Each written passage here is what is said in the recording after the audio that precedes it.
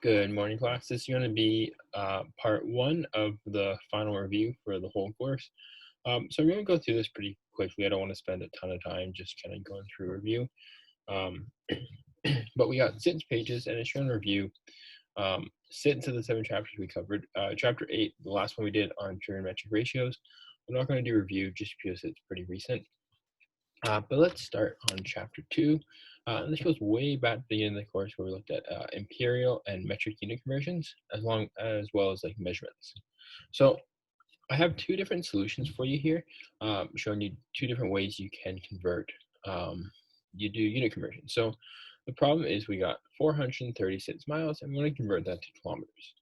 So we're going to get our standard unit conversion equation. So we've got 1 mile is going to equal 1.61 kilometers. So let's look at solution 1 first. So solution 1 is great when you have the unit you start with, so miles, and your equation has 1 miles equals so many kilometers. So when we have that 1 by the unit we have, solution 1 works really well. If we don't have that 1 there, we have to change the equation so that we have a 1 there. So if it was like 0.67 miles equals 1 kilometer, we have to change it so that it's 1 miles. So if we have that 1 there, we can do solution 1, no problem. So what we're going to do is we're just trying to separate the number and the unit. So we got 436, and then we're going to multiply by 1 mile. And now we can replace that 1 mile with what it equals, 1.61 kilometers. And now we got 436 times 1.61 kilometers. We do the multiplication, gives us about 700 kilometers. So again, solution 1 works great when we have a 1 for that mile. Solution 2, here, this will work for every single unit conversion. You don't have to have a 1 there for the miles. So what we're going to do is we're just going to move it so it's a ratio. So we're going to divide both sides by 1 mile, or by whatever's on the left or the right. So we get 1 equals our one of our units divided by the other unit. So 1.6 kilometers divided by 1 mile. So whatever unit we have to start with, we want to put that unit on the bottom. So let's say if we start with kilometers, we would have 1 mile divided by 1.6 kilometers. And because these two are equal, that's just going to equal 1. So we got our 436 miles, and we're just going to multiply that by 1. So when we times it by 1, we don't change the value. It's just going to be the same thing. But that 1, we can just rewrite as 1.6 kilometers divided by 1 mile. It's the same thing. We're just going to replace the 1 with that ratio. And now our mile units can cancel out because we got a mile on the top and a mile on the bottom. And if we're just dividing by 1, that's going to be the same as doing nothing. Because when you divide 2 by 1 or 100 by 1, you get the same number. So that's going to give us our 436 times our 1.61 kilometers, and giving us about 700 kilometers, just over 700 kilometers. So those are 2 different solutions. Solution 1 works well if we have a 1 by the unit we have. Solution 2 works for anything. And what we want to do is we want to have the unit we're going to convert into on the bottom. So lastly, to finish up chapter 2, we're going to look at measurements. When you try to measure the length of something, you can be as accurate as half the smallest measurement you have on your ruler, or if you're using a caliper. Whatever half the smallest measurement is, that's about as accurate you can be. So on a standard ruler, I don't know if I have one here. I don't have one here. You generally will have millimeters. So you can measure up to half a millimeter. Or if you're measuring in imperial and you have inches, you're generally going to have 1/8 of an inch is going to be the smallest measurement. So you can measure half of 1/8, which would be like 1/16 of an inch, would be the smallest that you could actually measure. So if I had a ruler, I couldn't tell you, well, it's 0.001 millimeters, because I don't have the accuracy to do that.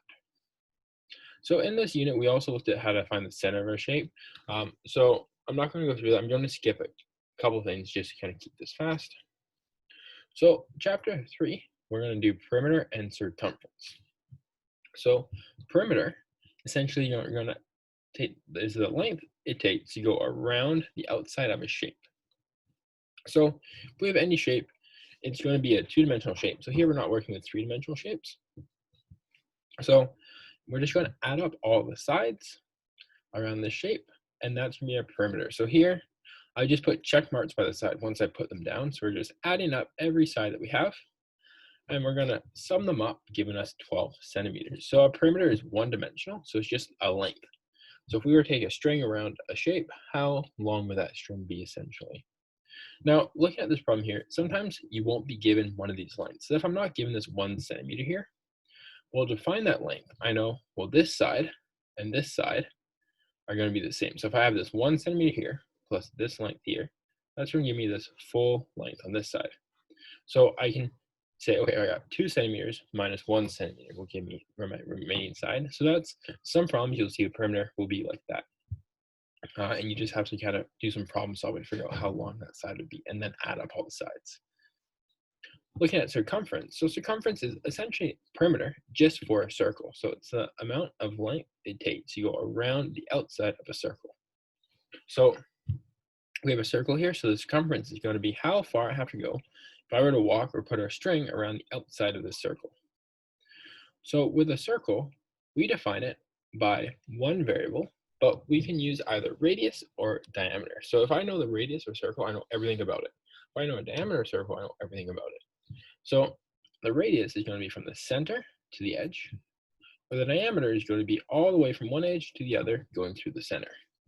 So here, the radius of this shape is going to be 2 centimeters, and the diameter is always 2 times the radius. So it's twice the radius. So essentially, if it's shown from the center of the edge, right, that's one radius, and then from the center to the other edge, that's another radius. So it's just twice the radius. So the radius of the circle is 2 centimeters, and the diameter of the circle should be 4 centimeters. So now when we do the circumference, we don't want to add anything up. We actually have a formula we can use. So the formula is either 2 times pi times r, your radius, or pi times d, your diameter.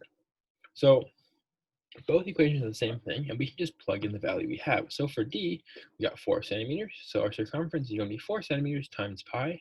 Now pi is always 3.14, no matter what. So that's going to give us 12.57 centimeters, and that's going to be how far it takes to go around this whole outside of the circle. So there's chapter 3 done. Moving on to chapter 4. So chapter 4 is a bit of a longer chapter, and I kind of rushed through it a little bit. So in chapter 4, we covered area and surface area. So area is the amount of space that a two-dimensional object takes up. So here, now we're going from one dimension with perimeter to 2 dimensions with area.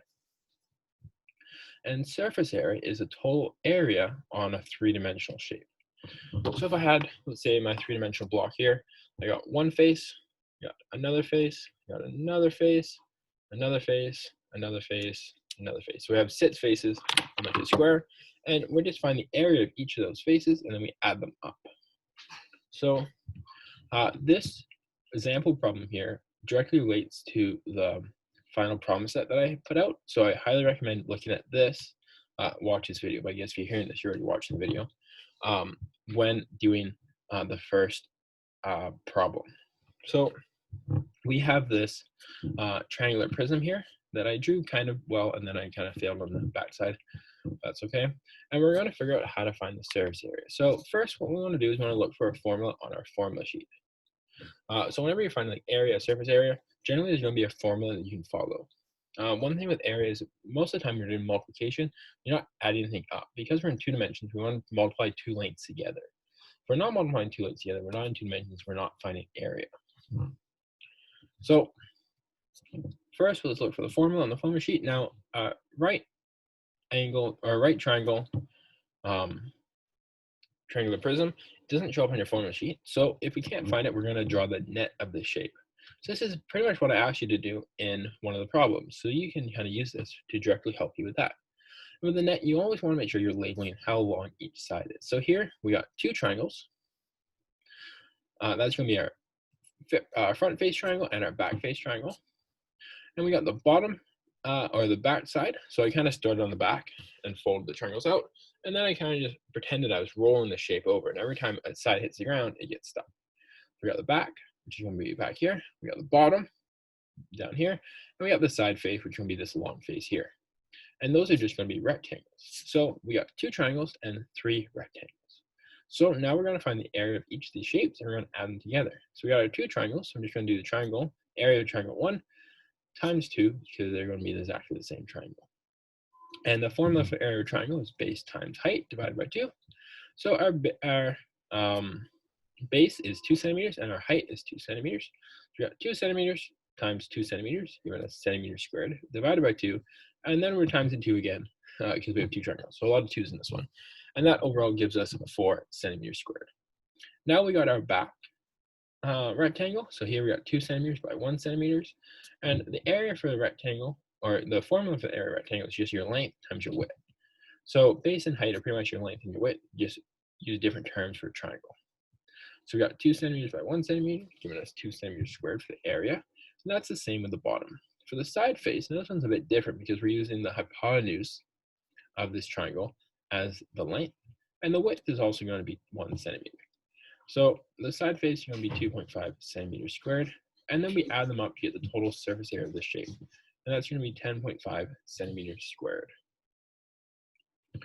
So there we go, we're halfway through. That's maybe, so I'll end part 1 here, and I'll start part 2 in a second.